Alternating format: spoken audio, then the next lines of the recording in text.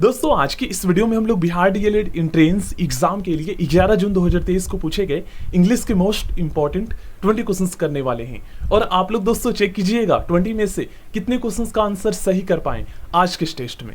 ठीक है, मान लीजिए दोस्तों आप लोग एग्जाम दे रहे हैं तो आप लोग मुझे ये बताइएगा कि इंग्लिश में आपके 20 में से कितने नंबर आए। ठीक है, एक प्रकार से आप लोग इसे टेस्ट समझिए।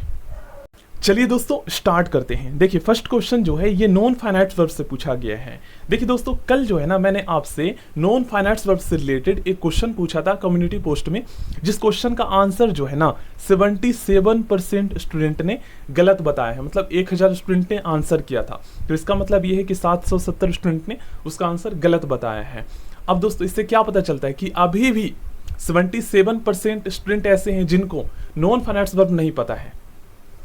ये है हमारा क्वेश्चन जो कल मैंने आपसे पूछा था, और यहाँ पर आप लोग देख सकते हो 1000 स्टूडेंट ने इसका आंसर किया था और इसमें से 770 स्टूडेंट ने गलत आंसर बताया है। तो आखिर दोस्तों नॉन फाइनाइट वर्ब स्टूडेंट क्यों नहीं समझ पा रहे हैं, मैं आपको बताता हूँ। देखो गाइस, पहले तो आप ये समझ लीजिए कि जो नॉन फाइनाइट वर्ब होते हैं ना, देखिए वर्ब दो प्रकार के होते हैं। ठीक ना, प्रयोग के हिसाब से मतलब किसी सेंटेंस में यूज के हिसाब से वर्ब दो प्रकार के होते हैं।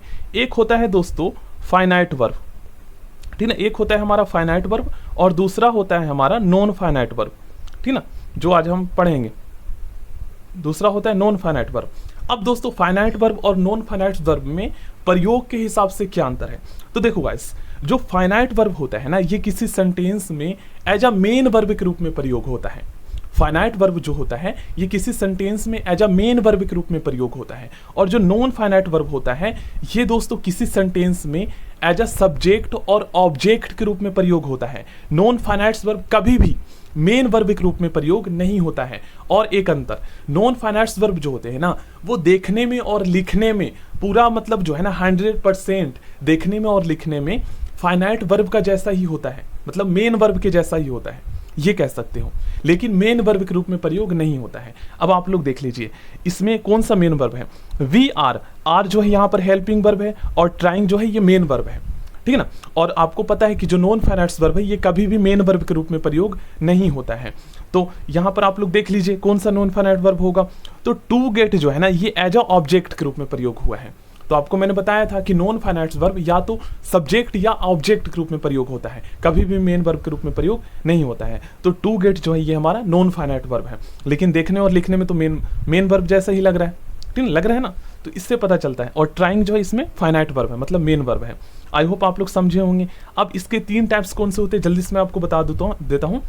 देखिए पहले नॉन फाइनाइट वर्ब 3 प्रकार के होते हैं। एक होता है दोस्तों टू प्रीपोजिशन प्लस में वर्ब की फर्स्ट फॉर्म, मतलब वर्ब की फर्स्ट फॉर्म से पहले अगर टू प्रीपोजिशन आ जाए तो वो हमारा क्या होगा, नॉन फाइनाइट वर्ब, मतलब कि इन्फिनेटिव।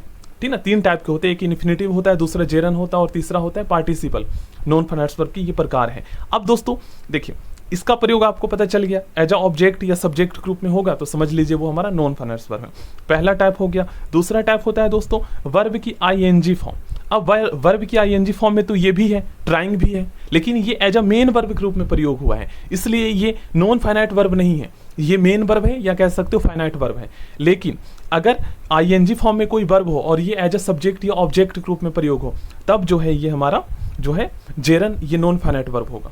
आई होप आप लोग समझे होंगे। और तीसरा जो है हमारा पार्टिसिपल, जिसमें आपको पास्ट के वर्ब देखने को मिलेंगे, मतलब वर्ब के थर्ड फॉर्म में होंगे, लेकिन प्रयोग मेन वर्ब के रूप में नहीं होगा, एज अ सब्जेक्ट या ऑब्जेक्ट के रूप में होगा।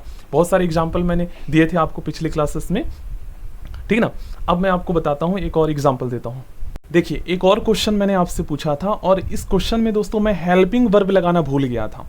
ठीक ना, फिर भी देखिए लगभग जो है कितने स्टूडेंट ने गलत आंसर किया है इसका, 83, 2 यहाँ पर हो गया 85 और 3, 88% स्टूडेंट ने इस क्वेश्चन का आंसर गलत किया है। और देख लीजिए कितने स्टूडेंट ने आंसर किया था, लगभग 1500 स्टूडेंट ने। अब दोस्तों इसमें कौन सा नॉन फाइनाइट वर्ब है ये मैंने आपसे पूछा था, तो ये यहाँ पर नॉन फाइनाइट वर्ब का जिसको थर्ड टाइप पता है ना वही इस क्वेश्चन का आंसर बता पाएंगे, क्योंकि देखिए कैमल के बाद हेल्पिंग वर्ब ई जाएगा और स्लीपिंग जो है यहाँ पर मेन वर्ब के रूप में प्रयोग हुआ है, तो ये फाइनाइट वर्ब है, नॉन फाइनाइट वर्ब नहीं है। ठीक ना, देखिए ए टायर्ड जो है ना, मैंने आपको बोला ना कि वर्ब के थर्ड फॉर्म में आएगा पार्टिसिपल, जो थर्ड टाइप है हमारा नॉन फाइनाइट वर्ब का, और ये नॉन फाइनाइट वर्ब हमेशा या तो सब्जेक्ट या ऑब्जेक्ट के रूप में प्रयोग होंगे। ठीक ना, तो देख लीजिए यहाँ पर टायर्ड जो है ये हमारा नॉन फाइनाइट वर्ब है। और एक और क्वेश्चन मैंने आपसे पूछा था 7 दिन पहले, देखिए an educated CM of Delhi, यहाँ पर आप लोग देखेंगे तो अरेस्टेड जो है ये एज अ मेन वर्ब के रूप में प्रयोग हुआ है, हैज़ बीन यहाँ पर हेल्पिंग वर्ब के रूप में प्रयोग हुआ है। यहाँ पर देखेंगे तो सीएम से पहले एन एजुकेटेड, एजुकेटेड देखिए वर्ब के थर्ड फॉर्म में है और आपको पता चल गया एज अ सब्जेक्ट के रूप में प्रयोग हुआ है, ठीक है। तो ये हमारा क्या है, एजुकेटेड, ये हमारा नॉन फाइनाइट वर्ब है, थर्ड टाइप है पास्ट पार्टिसिपल। देख सकते हो कितने स्टूडेंट ने गलत आंसर किया है, आप लोग खुद देख सकते हो यहाँ पर गलत है जो यहाँ पर 80 और 87% स्टूडेंट ने गलत आंसर किया है इसका। एक और क्वेश्चन मैंने आपसे पूछा था 2 हफ्ते पहले, देखिए I don't like playing game. अब देखिए इसमें आपको पता है दोस्तों डू, उसके बाद डू आपको हेल्पिंग वर्ब के रूप में प्रयोग करना होता है, ये तो आपको पता है, और उसके बाद लाइक जो है ना ये जो मेन वर्ब के रूप में प्रयोग हुआ है, तो ये फाइनाइट वर्ब है। अब नॉन फाइनाइट वर्ब कौन सा है, तो या तो सब्जेक्ट या ऑब्जेक्ट के रूप में प्रयोग होंगे, तो देख लीजिए प्लेइंग, ठीक है, ये जेरन है second type non finite verb का, लेकिन प्रयोग कैसे हुआ है, नॉन फाइनाइट वर्ब के रूप में। अब जैसे एक और एग्जाम्पल देता हूं, जैसे reading, READING, reading is a good habit, ठीक है ना।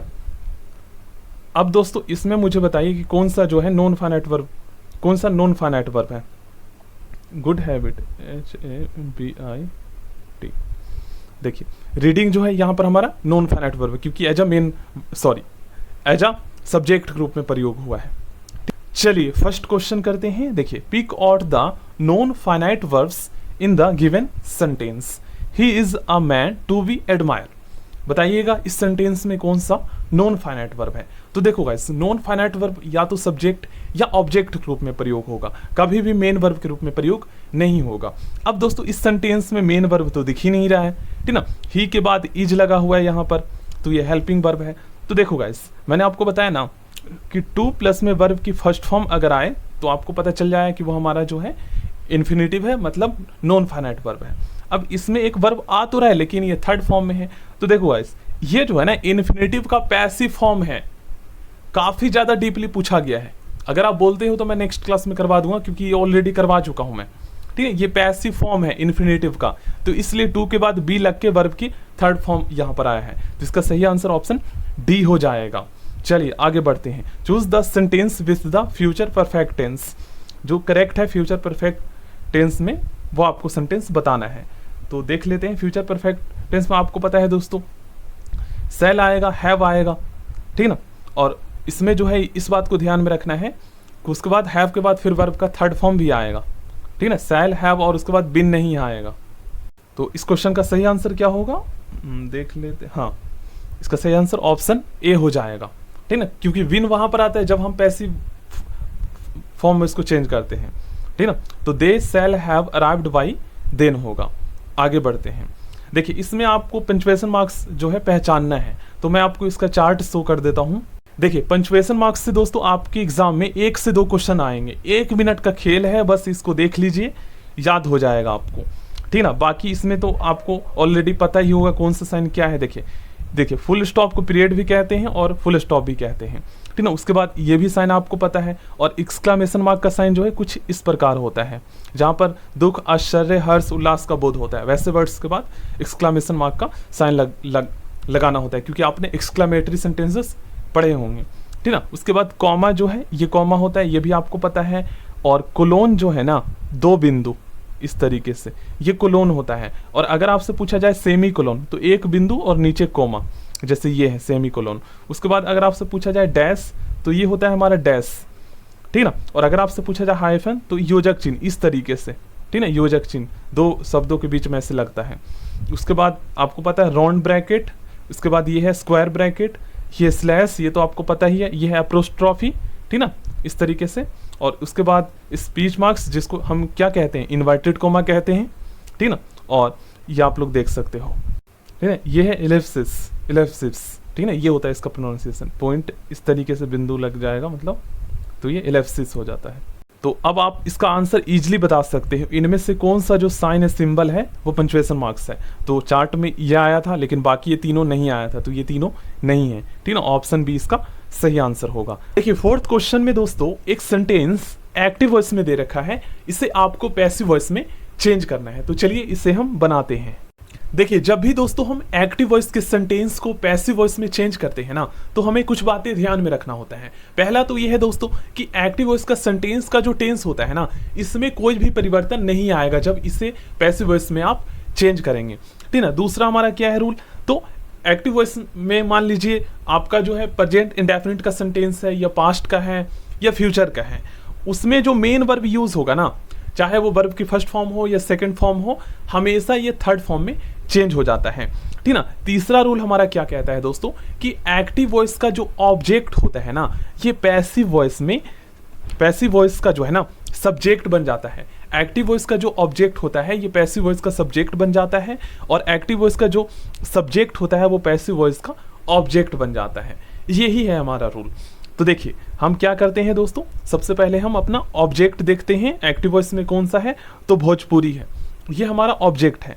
तो पैसिव वॉइस जब हम बनाएंगे तो ये हमारा सब्जेक्ट के स्थान पर आ जाएगा। तो हम यहाँ पर लिखते हैं PHOJPURI, भोजपुरी। अब देखो गाइस, हमारा जो एक्टिव वॉइस का सेंटेंस है ये प्रेजेंट में है, प्रेजेंट इंडेफिनिट में है, तो आपको पता है टेंस चेंज नहीं होगा। अब भोजपुरी के अकॉर्डिंग जो है ना, हम यहाँ पर हेल्पिंग वर्ब यूज करेंगे। अब यहाँ पर सिंगुलर सब्जेक्ट है हमारा, तो इसके साथ सिंगुलर हेल्पिंग वर्ब ईज आएगा। और आपको पता है दोस्तों, हमेशा वर्ब का थर्ड फॉर्म यूज होता है, तो स्पीक का थर्ड फॉर्म क्या होगा, स्पोकन हो जाएगा। तो और ऑल्सो भी है ना, तो भोजपुरी इज ऑल्सो लगा देंगे, ठीक है ना। Bhojpuri is also spoken by many people in Bihar, ये होगा। Bhojpuri is also SPOKEN spoken by many people, ठीक है ना, इन बिहार, ये होगा हमारा।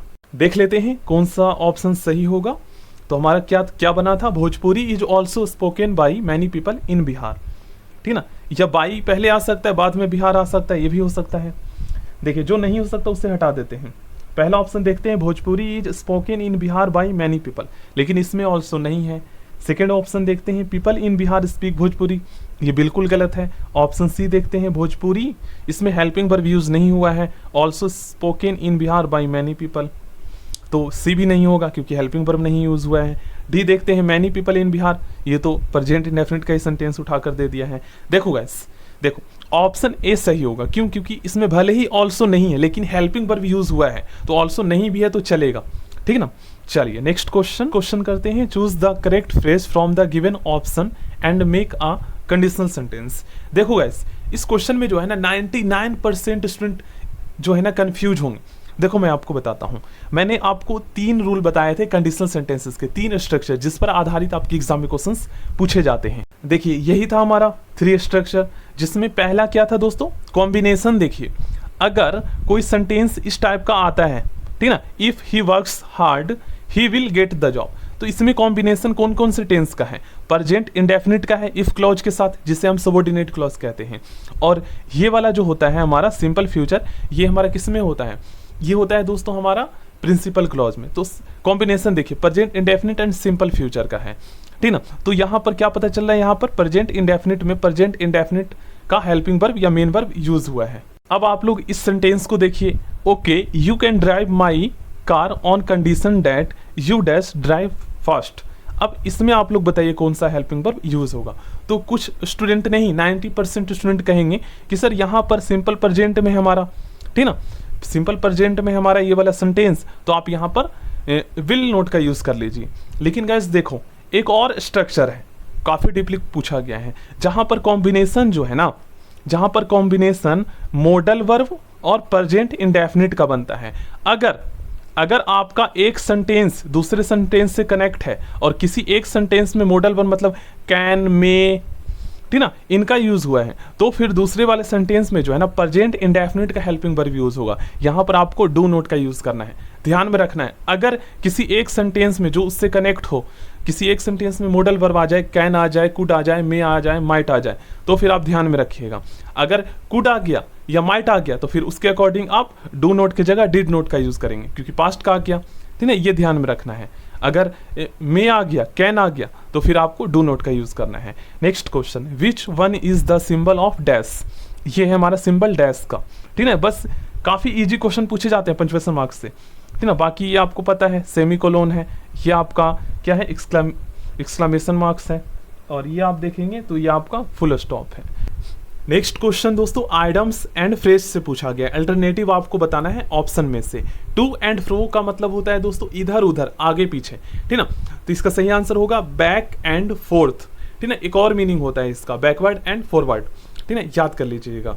आगे बढ़ते हैं। देखिए ये क्वेश्चन दोस्तों मैंने आपको सब्जेक्ट वर्ब एग्रीमेंट वाली क्लास में करवाया था। सब्जेक्ट वर्ब एग्रीमेंट हमारा क्या कहता है, जब भी किसी सेंटेंस में हम हेल्पिंग वर्ब या मेन वर्ब उस सेंटेंस में सब्जेक्ट के नंबर के अकॉर्डिंग करते हैं। मतलब अगर हमारा सब्जेक्ट जो है ना प्लूरल नंबर में है, मतलब बहुवचन में है, तो प्लूरल हेल्पिंग वर्ब या मेन वर्ब यूज करेंगे। सिंगुलर है तो सिंगुलर हेल्पिंग वर्ब या मेन वर्ब यूज करेंगे।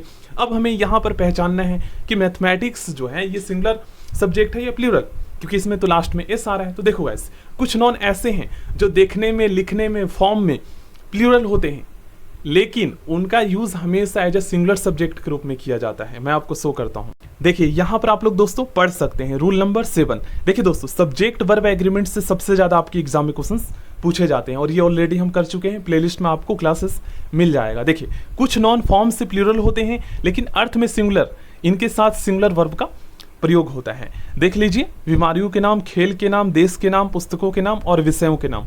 देख लीजिए, physics, economics, civics, statics, politics, linguistic. लेकिन इसमें मैथमेटिक्स तो आया नहीं, तो यहाँ पर आप लोग देख सकते हो mathematics is an interesting subject. दोस्तों हूबहू वही क्वेश्चन उठा के दे दिया गया है। देख लीजिए आप लोग, देख लीजिए यहाँ पर बिल्कुल कुछ भी चेंज नहीं किया है। देख लीजिए, इसका सही आंसर ऑप्शन इज हो जाएगा। Number 9, fill up the blank with the correct option, every one of them dash innocent. दोस्तों ये क्वेश्चन भी सब्जेक्ट वर्ब एग्रीमेंट से पूछा गया है। अब इसका क्या रूल है पहले उसे हम समझते हैं, तभी हम इसका आंसर कर पाएंगे। तो इसके लिए दोस्तों रूल नंबर 13 आपको समझना होगा। देखिए, अगर ईच, एवरी वन या फिर एवरी वन, सम वन, समथिंग, एवरीथिंग, नथिंग आए, ठीक है, ध्यान में रखिएगा। अगर ईच, एवरी या वन या every one, something, nothing, somebody, everybody आए इत्यादि के बाद ऑफ का प्रयोग होता है। मतलब अगर इसके बाद जो मैंने अभी आपको इंडेफिनिट प्रोनाउंस बताए अभी, इनके बाद अगर ऑफ का प्रयोग होता है तो ऑफ के बाद आने वाला नॉन अथवा प्रोनाउन तो प्लूरल होगा, ठीक ना। नॉन अथवा प्रोनाउन तो प्लूरल होगा, लेकिन उसके बाद आने वाला वर्ब, ठीक ना, वर्ब सिंगुलर होगा। देख लीजिए, और एग्जाम्पल के रूप में यहां पर आप लोग देख सकते हो वन ऑफ, और ऑफ के बाद जो भी नॉन या प्रोनाउन आएगा वो प्लूरल होगा, लेकिन हेल्पिंग वर्ब आपका सिंगुलर होगा। तो हमारा सेंटेंस क्या था, एवरी वन ऑफ, और ऑफ के बाद आप नोटिस कीजिएगा देम था, और देम क्या है, दे का ऑब्जेक्टिव केस, और दे का प्रयोग हम थर्ड पर्सन के प्लूरल सब्जेक्ट के रूप में करते हैं। तो दे का ऑब्जेक्टिव केस देम हुआ, और देम जो है ऑब्जेक्टिव केस जो है ये प्लूरल फॉर्म में होता है। तो पता चल गया कि एवरी वन ऑफ के बाद देम था, बिल्कुल सही था। अब उसके बाद जो हेल्पिंग वर्ब आएगा ये हमारा, पढ़ सकते हो आप लोग, सिंगुलर होगा। और एक है हमारा रूल नंबर 12, इससे भी बहुत सारे क्वेश्चंस पूछे जाते हैं। अब रूल नंबर 12 और रूल नंबर 13 में क्या अंतर है, तो इसमें अंतर ये है दोस्तों, देखिए, each, every, everyone, someone, somebody, nobody, none, one, any, many, a, more than one अर्थ से सिंगुलर है। इनके साथ सिंगुलर वर्ब, सिंगुलर नॉन व सिंगुलर प्रोनाउन का प्रयोग होता है। लेकिन वहीं पर इन सभी इंडेफिनिट प्रोनाउन के साथ अगर ऑफ लग जाए तो फिर रूल नंबर 13 बन जाएगा। फिर ऑफ के बाद जो प्रोनाउन या नॉन आएगा वो प्लूरल आएगा और हेल्पिंग वर्ब हमारा सिंगुलर ही आएगा। पढ़ सकते हो यहाँ पर। तो इस क्वेश्चन का सही आंसर क्या हो जाएगा, आप लोग देख सकते हो, इनमें इज जो है ये सिंगुलर हेल्पिंग वर्ब है। नेक्स्ट क्वेश्चन जो है ये प्रीपोजिशन से पूछा गया है, a man can not live without a woman. तो इसका सही आंसर ऑप्शन बी हो जाएगा। कंडीशनल सेंटेंस से सेकंड क्वेश्चन हमारा आ चुका है, ठीक है ना। 2 क्वेश्चन आते हैं, देख लेते हैं। यहाँ पर कॉम्बिनेशन देख लीजिएगा, ठीक ना।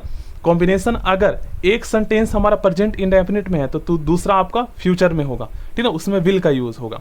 अगर एक सेंटेंस आपका पास्ट में है तो दूसरा विल का पास्ट वुड यूज करना है, ठीक ना। अगर एक में मॉडल वर्ब यूज होगा तो दूसरा प्रेजेंट इंडेफिनिट का कॉम्बिनेशन होगा।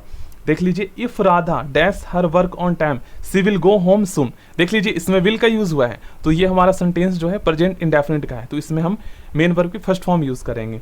इफ राधा, अब देख लीजिए दोस्तों, राधा थर्ड पर्सन का सिंगुलर सब्जेक्ट है, तो सिंगुलर सब्जेक्ट के साथ सिंगुलर हेल्पिंग वर्ब या मेन वर्ब यूज करेंगे, और प्रेजेंट इंडेफिनिट वाले सेंटेंस में हम मेन वर्ब यूज करते हैं, ठीक ना। चाहे तो उसमें क्या होता है, सिंगुलर मेन वर्ब होता है और दूसरा होता है प्लूरल, तो सिंगुलर सब्जेक्ट के साथ हम सिंगुलर जो है मेन वर्ब यूज करेंगे। तो कौन सा यूज होगा, डज होगा, ठीक है ना, डू नहीं होगा क्योंकि डू प्लूरल है। एस या ईएस लगाकर हम वर्ब को सिंगुलर बनाते हैं, सब्जेक्ट वर्ब एग्रीमेंट में ऑलरेडी हम पढ़ चुके हैं। तो if Radha does her work, अगर राधा अपने काम करेगी तो वह जल्दी घर जाएगी, ठीक है ना, सी विल गो होम सून।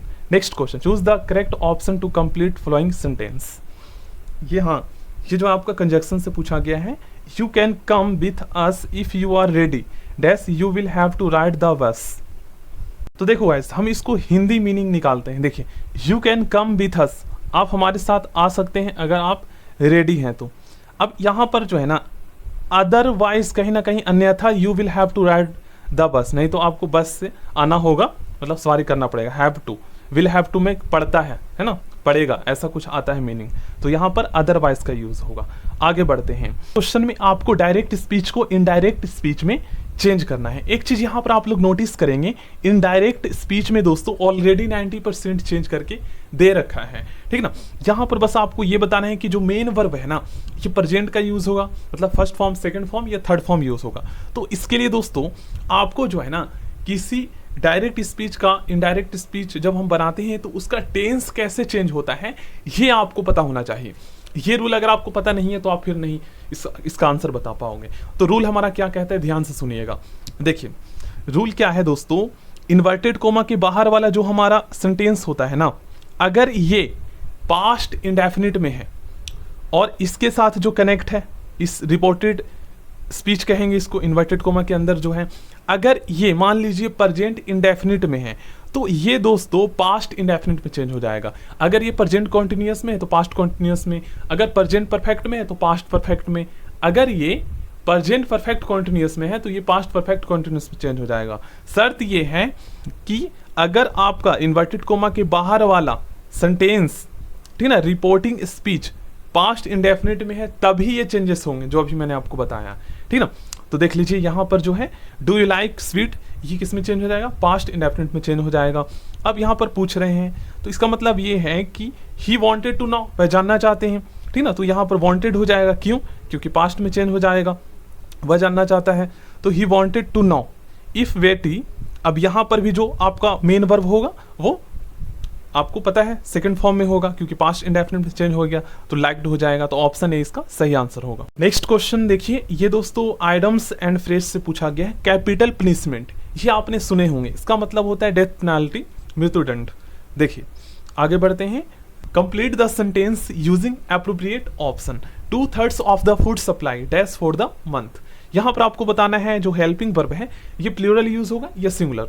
तो आपको पता होना चाहिए सब्जेक्ट वर्ब एग्रीमेंट का रूल हमारा क्या कहता है कि जब भी किसी सेंटेंस में एज अ सब्जेक्ट के रूप में 2/3, 1/3 इस टाइप के अगर आपको वर्ड्स देखने को मिले तो ये हमेशा एज अ सिंगुलर सब्जेक्ट के रूप में यूज होता है, जिसके साथ सिंगुलर हेल्पिंग वर्ब यूज होगा। अब कौन सा होगा ये हम देखते हैं, जो नहीं होगा उसको हटा देते हैं। हैव नहीं यूज होगा क्योंकि ये प्लूरल है, वर्ब भी नहीं यूज होगा।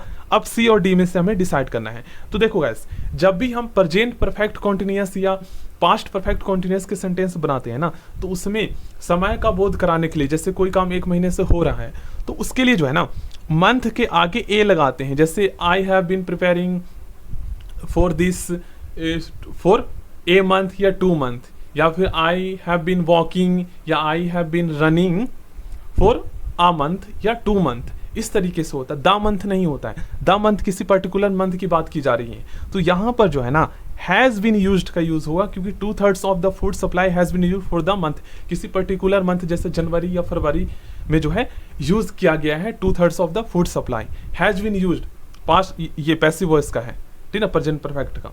तो यहाँ पर हैज बीन यूज्ड होगा। हैज बीन यूजिंग का इसलिए यूज नहीं होगा क्योंकि द मंथ, जहाँ पर द लग जाएगा ना मंथ के आगे, तो समझ लीजिए कि वो हमारा जो सेंटेंस है वो प्रेजेंट परफेक्ट या पास्ट परफेक्ट कॉन्टिन्यूअस में नहीं आएगा। क्वेश्चन नंबर 16 देखते हैं, select the most appropriate option to change the sentence from direct to indirect speech. ये जो सेंटेंस है ये डायरेक्ट स्पीच में दे रखा है, इसे इनडायरेक्ट स्पीच में चेंज करना है। तो देखिए यहाँ पर आप लोग को बताना है जो मेन वर्ब यूज होगा ना, ये कौन सा यूज होगा, पास्ट का या प्रेजेंट का। तो इससे चेक कर लेते हैं रिपोर्टिंग स्पीच से, जो इन्वर्टेड कोमा के बाहर है। अगर ये पास्ट इंडेफिनिट में है तो सीधी सी बात है कि ये अगर इसके साथ कनेक्ट सेंटेंस रिपोर्टेड स्पीच जो इन्वर्टेड कोमा के अंदर है, अगर ये प्रेजेंट इंडेफिनिट का है तो पास्ट इंडेफिनिट में हो जाएगा, अगर प्रेजेंट कॉन्टिन्यूअस का तो पास्ट कॉन्टिन्यूअस में हो जाएगा। तो देख लीजिए where do you live present indefinite का है तो ये पास्ट इंडेफिनिट में हो जाएगा, ठीक है ना। इससे चेंज हुआ हमारा, क्योंकि यहाँ पर देख सकते हो पास्ट इंडेफिनिट में है the teacher said to the boy, ठीक है। अब सेड टू को पता है दोस्तों किस में चेंज करते हैं, अगर क्वेश्चन पूछा जा रहा है, जैसे यहाँ पर आप लोग देखेंगे क्वेश्चन मार्क का साइन लगा हुआ है, तो फिर हम आस्क्ड का यूज कर सकते हैं, ठीक ना। तो यहाँ पर क्या बनेगा, the teacher asked the boy where he lived, बिल्कुल सही है, बी सही होगा इसका सही आंसर। अब गाइस कुछ स्टूडेंट ये पूछेंगे कि सर यहाँ पर आपने टोल्ड का यूज क्यों नहीं किया। तो देखो गाइस, अगर ये हमारा सिंपल सेंटेंस होता ना, जैसे इंपेरेटिव सेंटेंस होता तो वैसे में हम टोल्ड का यूज कर लेते, लेकिन यहाँ पर इंटेरोगेटिव सेंटेंस है ना, तो यहाँ पर पूछने के लिए फिर आस्क्ड का यूज करते हैं, सेड टू के स्थान पर आस्क्ड का यूज हो जाएगा। और मैंने आपको बताया कि रिपोर्टेड स्पीच जो इन्वर्टेड कोमा के अंदर है ये पास्ट इंडेफिनिट में चेंज हो जाएगा, तो इसलिए हमने लिव्ड का यूज किया, सेकंड फॉर्म LIVED, ठीक ना, देख सकते हो। आगे बढ़ते हैं, टेंस इसी प्रकार चेंज होता है, fill in the blank with suitable answer. We expected him to admit that he stole the money at the library dash he did not. देखिए इस सेंटेंस को हम हिंदी में ट्रांसलेट करते हैं, वी एक्सपेक्टेड हिम टू, हमने उससे एक्सपेक्ट किया, ठीक ना, पास्ट इंडेफिनिट का। टू एडमिट, देखिए टू एडमिट यहाँ पर पता है क्या है, यहाँ पर टू एडमिट जो है हमारा नॉन फाइनाइट वर्ब है, ये भी पता होना चाहिए। We expected him to admit that he stole the money at the library, हमने एक्सपेक्ट किया, मतलब ये आशा किया कि वह स्वीकार करेगा कि मनी जो है उसने लाइब्रेरी से स्टोल किया है, ठीक ना। लेकिन ही डिडेंट, लेकिन उन्होंने स्वीकार नहीं किया, ठीक है, तो यहाँ पर बट का यूज होगा। दोस्तों next question non finite verb से पूछा गया, और मैंने आपको बताया था कि नॉन फाइनाइट वर्ब हमेशा किसी सेंटेंस में या तो सब्जेक्ट या तो ऑब्जेक्ट के रूप में प्रयोग होता है, कभी भी मेन वर्ब के रूप में प्रयोग नहीं होता है। और नॉन फाइनाइट वर्ब की एक विशेषता ये है कि ये कभी भी मेन वर्ब के रूप में प्रयोग नहीं होता है, लेकिन देखने में और लिखने में बिल्कुल मेन वर्ब के जैसा ही होता है। तो देख लेते हैं, देखिए नीड यहाँ पर जो है ना ये एज अ मेन वर्ब के रूप में प्रयोग हुआ है, और टू, देखिए टू प्लस में वर्ब की फर्स्ट फॉर्म इन्फिनेटिव जो कि हमारा नॉन फाइनाइट वर्ब का प्रकार है, और मेकी, ये दोनों नॉन फाइनाइट वर्ब है। तो यहाँ पर जो है ना मोर देन वन लिखना चाहिए था, तो इसका सही आंसर क्या होगा, दोनों ही होगा। तो अब आप क्या करेंगे, कोई भी एक लगाएंगे। आगे बढ़ते हैं, अंडर द वेदर, इसका मतलब होता है दोस्तों फीलिंग स्लाइटली इल, ठीक है ना, हल्का अस्वस्थ महसूस करना। Feeling slightly ill under the weather का मतलब होता है 50 passenger were seating dash the aeroplane. अब इसमें कौन सा प्रीपोजिशन यूज होगा, तो देखो एरोप्लेन के अंदर, तो इसके लिए इनसाइड का यूज होता है, इनटू का यूज गति के अर्थ में नीचे की ओर के लिए होता है, ठीक है। तो इसका सही आंसर ऑप्शन बी हो जाएगा। देखिए क्वेश्चन नंबर 21, ये जो मैथ का क्वेश्चन है ना, इसमें क्या पूछ रहा है, 3825 के अभाज्य गुणनखंड में 3 का घातांक क्या है। देखो गाइस 3825 का जब आप फैक्टर करेंगे ना, तो आप ये देखिएगा कि 3 से कितनी बार ये विभाजित हो रहा है पूरी तरीके से, और जो आएगा उसको जब आप मल्टीप्लाई करेंगे तो वही उसका घात हो जाएगा। तो देख लीजिए 3 से जब आप भाग करेंगे तो 2 बार में ही ये जाएगा, बाकी 3 से नहीं जाएगा। ये 3 एकम 3, 3 दूनी 6, 3 सते 21, 3 पचे 15, उसके बाद 3 चौक 12, उसके बाद आप यहाँ पर 3 चौक 12 हो जाएगा, 3 दूनी 6, 3 पचे 15, ठीक ना। तो यहाँ पर 2 बार में ही गया। तो इसका जो अब अभाज्य गुणनखंड में 3 का घातांक जो है, ये देख लीजिए यहाँ पर क्या होगा, जब 2 संख्याएं, जब आधार सेम होता है और 2 संख्याएं गुना होता है तो उसका जो घात होता है ना वो प्लस हो जाता है, तो 3 की पावर 2 हो जाएगा। तो इसका अभाज्य गुणनखंड में 3 का घात क्या होगा, 2 होगा। ऑप्शन ए इसका सही आंसर हो जाएगा। क्वेश्चन नंबर 22 में क्या पूछ रहा है, उसे पहचाने जो 2 त्रिभुजों का सर्वांग समता मानदंड नहीं है। इसका सही आंसर ऑप्शन बी होगा, SSA ये मानदंड नहीं है, बाकी A, C और D में जो दे रखा है मानदंड ये बिल्कुल सही है।